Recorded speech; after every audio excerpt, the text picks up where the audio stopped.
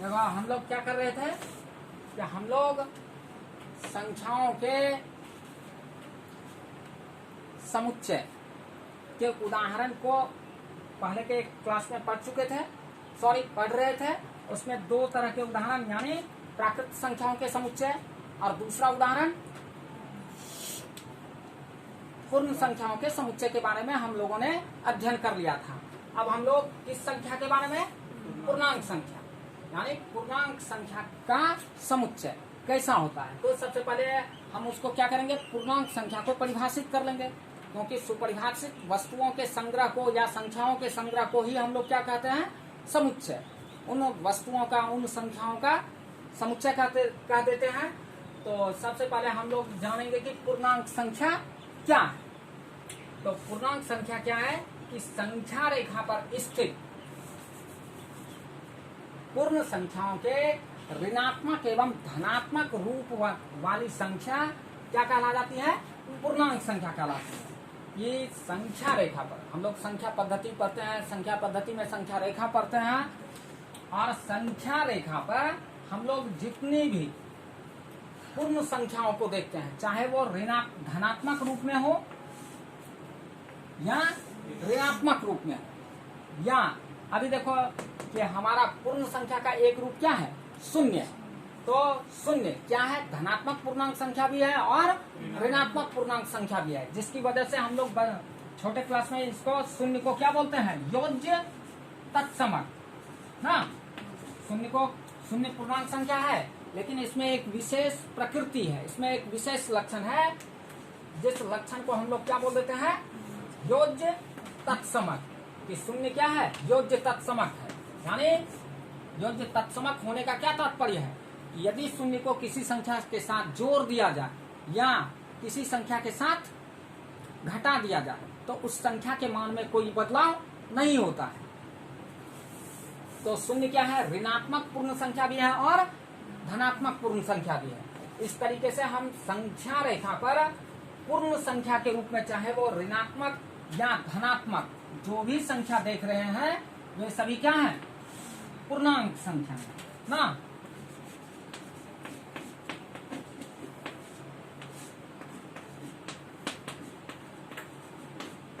ये सभी कौन सी संख्या, पूर्णांक संख्या कहला जाती है। अब पूर्णांक संख्या को सूचित करने के लिए हम लोग संकेत क्या ले लेंगे,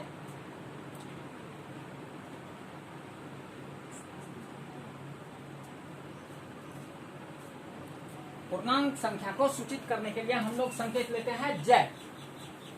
चलो लिखो, पूर्णांक संख्या को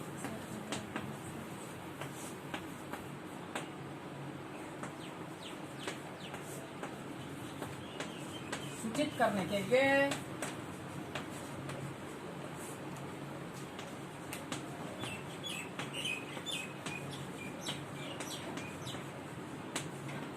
संकेत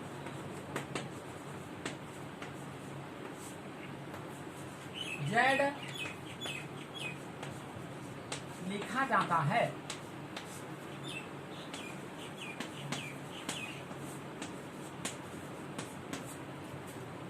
तो पूर्णांक संख्या को निरूपित करने के लिए, सूचित करने के लिए हम लोग क्या ले लेते हैं, संकेत बड़ी जेड ना।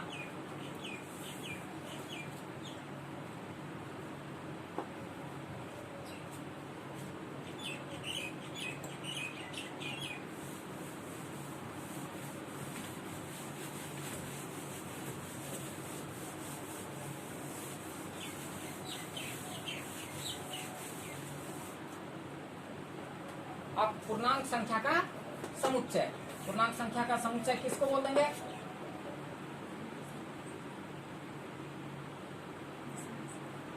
पूर्णांक लिख देंगे, नीचे से तिलका चिन्ह मार के लिखो, पूर्णांक संख्याओं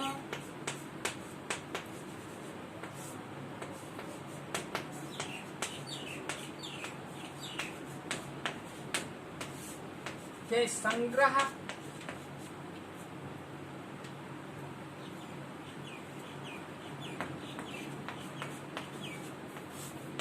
पूर्णांक संख्याओं के संग्रह को क्या बोल देंगे, पूर्णांक संख्या का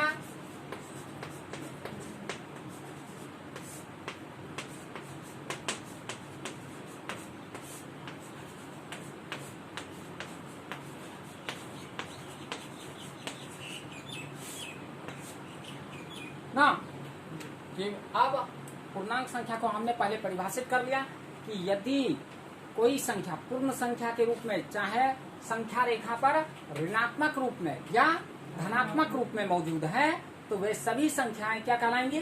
पूर्णांक संख्या।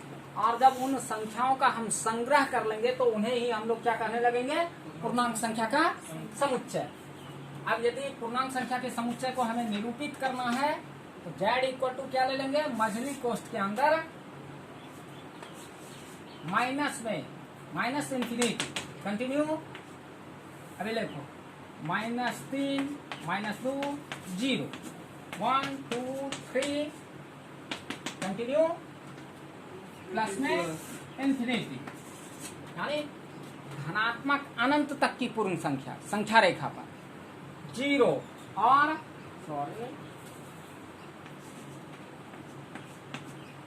और ऋणात्मक अनंत तक की पूर्ण संख्या संख्या रेखा पर, ये सभी संख्याएं क्या है?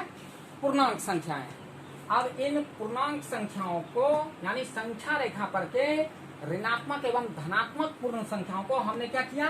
एक जगह अर्धविराम चिन्ह के साथ संग्रहित कर लिया। अब ये हमारा क्या हो गया?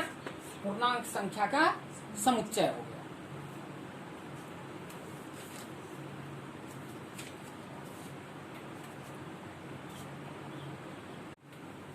अब हम लोग किसके बारे में बात करेंगे? परिमेय संख्या का समुच्चय। तो परिमेय संख्या के समुच्चय के बारे में बात करने से पहले हमको परिमेय संख्या को क्या करना पड़ेगा? परिभाषित करना पड़ेगा उसको, यानी जब तक हम किसी को सुपरिभाषित रूप में, संख्या हो, स्थान हो, व्यक्ति हो, वस्तु हो, कुछ भी हो, उसको जब तक हम लोग परिभाषित नहीं कर लेंगे तब तक उसका समुच्चय हम लोग नहीं बना सकते हैं। तो सबसे पहले फिर हम लोग क्या लिख लेंगे? परिमेय संख्या की परिभाषा जान लेंगे कि परिमेय संख्या क्या है ना, और फिर उनका संग्रह करेंगे। परिमेय संख्या रैशनल नंबर।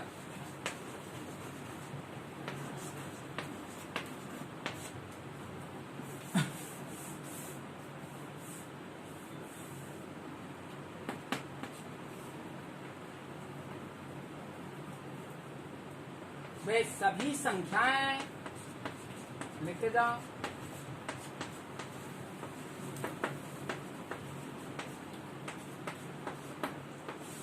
जो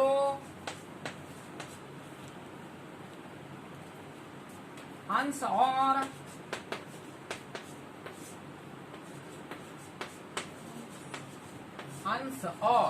हर के अनुपात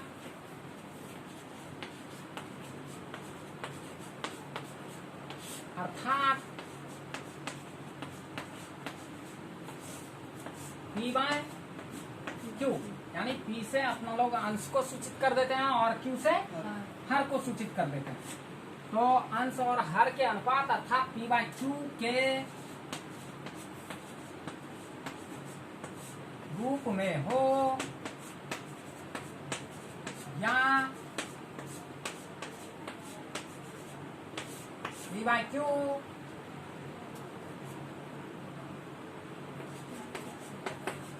अंश और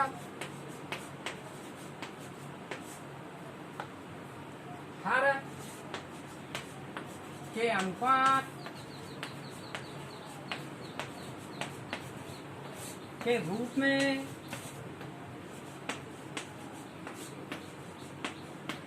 व्यक्त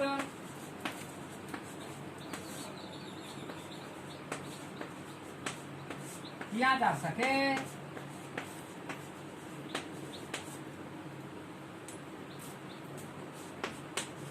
ऐसी सभी संख्याएं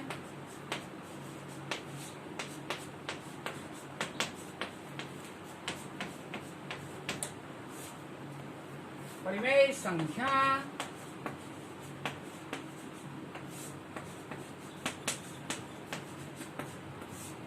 कहलाती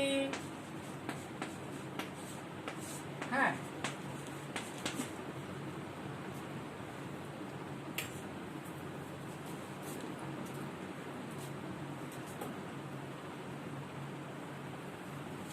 लिखा।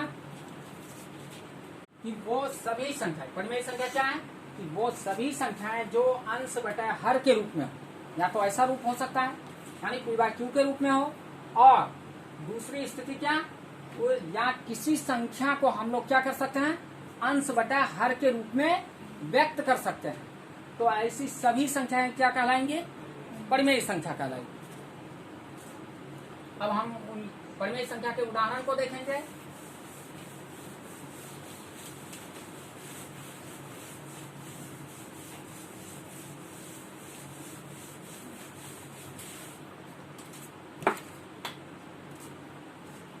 अब देख लो कि हमारे पास क्या है, प्राकृत संख्या है, प्राकृत संख्या ना।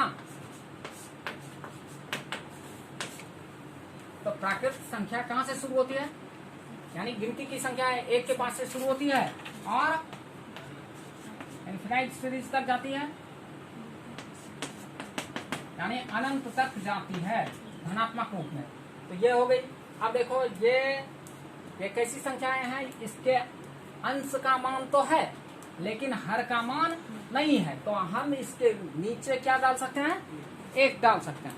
तो 1 डालने की वजह से ये क्या हो गया, अंश बटा हर के रूप में हुआ। तो अभी देखो सभी प्राकृत संख्याएं भी क्या है, कि हमने इसे किसके रूप में, P बटा Q के रूप में प्राकृत, जितनी प्राकृत संख्याएं थी उन सभी प्राकृत संख्याओं को हम P बटा Q के रूप में व्यक्त कर सकते हैं। 1 by 1, 2 by 1, something continue infinity by 1। तो सभी प्राकृत संख्याएं क्या हैं, परिमेय संख्या है ना।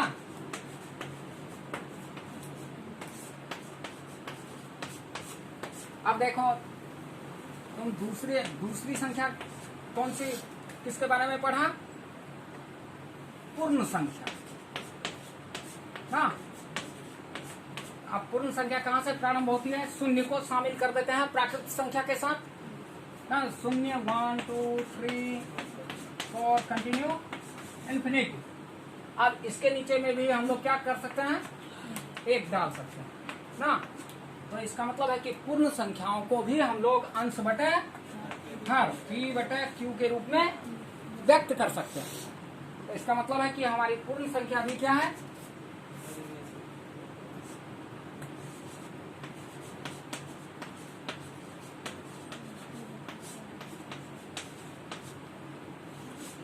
परिमेय संख्या है।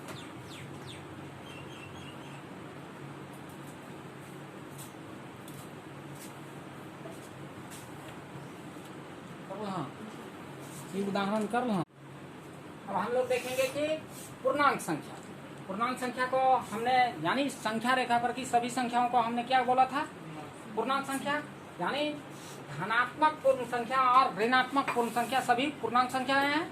और इन्हें भी हम लोग क्या कर सकते हैं, अंश बटा हर के रूप में लिख सकते हैं। कहीं भी किसी के नीचे क्या डाल सकते हैं, 1 डाल सकते हैं। तो हमारा पूर्णांक संख्या भी कौन सी संख्या है, परिमेय संख्या। अब प्राकृत संख्या, पूर्ण संख्या, पूर्णांक संख्या, इन संख्याओं को देखने के बाद हम लोग ऐसी संख्याओं को, जैसे आप क्या देखते हैं, मिक्स्ड फ्रैक्शन, यानी मिश्र भिन्न संख्या ना, जैसे 2 पूर्णांक 1 बटे 2। उसके बाद फ्रैक्शनल नंबर, यानी भिन्न संख्या 1 by 2, 3 by 2। तो ये संख्या क्या है, मिश्र भिन्न।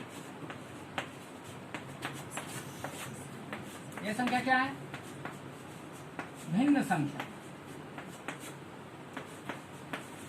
अब देखिए उसके बाद दशमलव वाली संख्या 2.1, 3.2, या वे संख्याएं जिसका वर्गमूल निरूपण हो पाए, जैसे √4।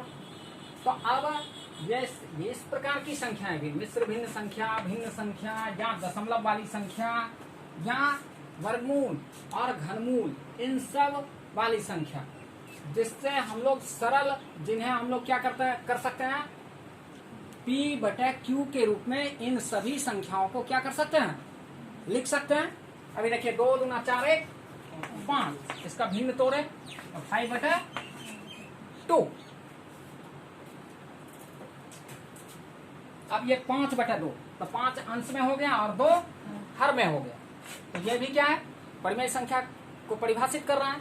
अब देखिए 1/2 अंश और हर में है ही, तो ये क्या है, ये भी परिमेय संख्या। अब देखिए ये दशमलव वाली संख्या, दशमलव वाली संख्या के दशमलव को हम लोग क्या करेंगे, समाप्त करेंगे। तो दशमलव का 1 और उसके बाद जितना अंक होता है उसके बदले 0 लेते हैं, तो 21/10।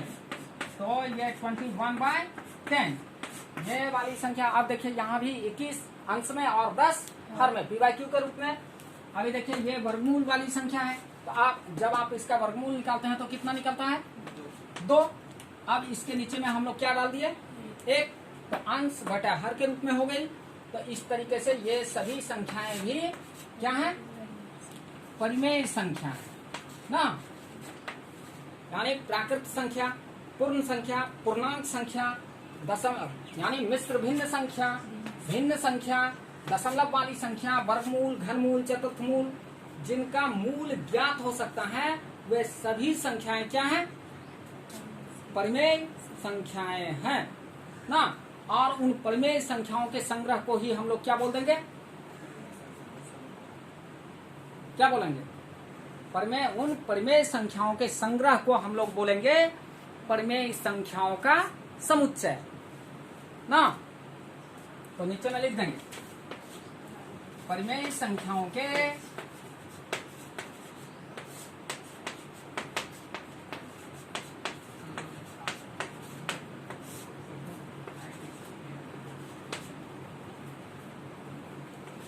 संग्रह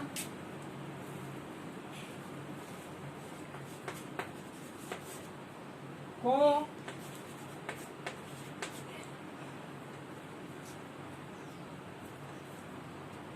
परिमेय संख्याओं का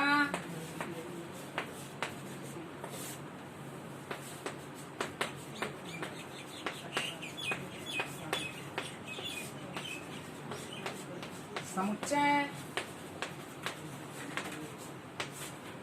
कहते हैं। लिखा,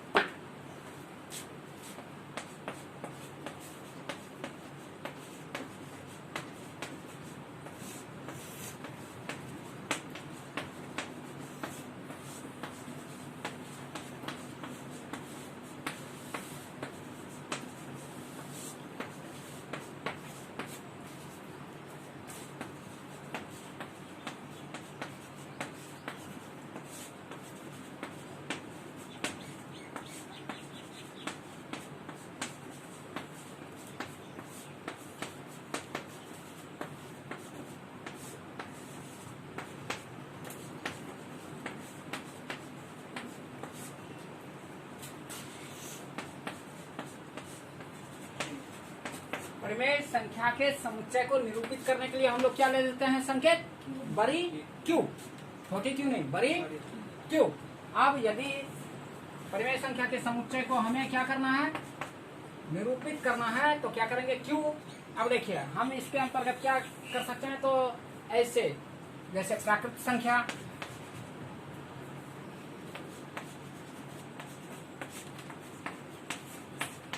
पूर्ण संख्या, तो इन सब संख्याओं को लिखने से बेहतर है कि पूर्णांक संख्या लिख देते हैं। पूर्णांक संख्या में क्या है, प्राकृत संख्या भी मौजूद है, पूर्ण संख्या भी मौजूद है और ऋणात्मक संख्याएं भी मौजूद है।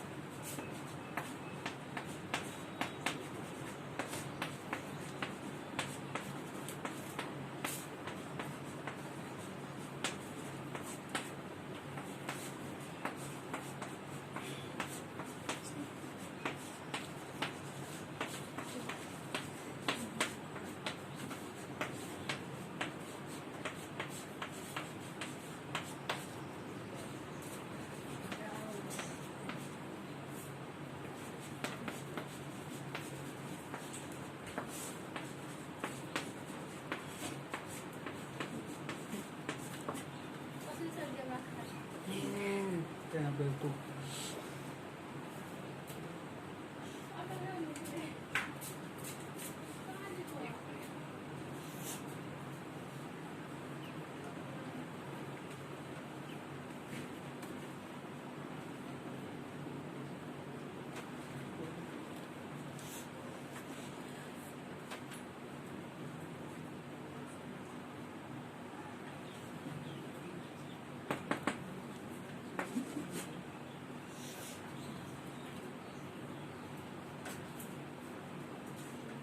इस तरीके से हम लोग क्या कर सकते हैं, पूर्ण संख्या का समुच्चय बना सकते हैं, पूर्ण संख्या का संग्रह कर लेंगे और पूर्ण संख्या का परिमेय संख्या का संग्रह कर लेंगे।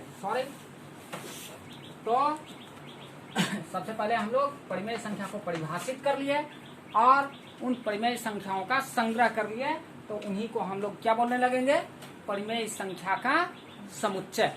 ठीक है।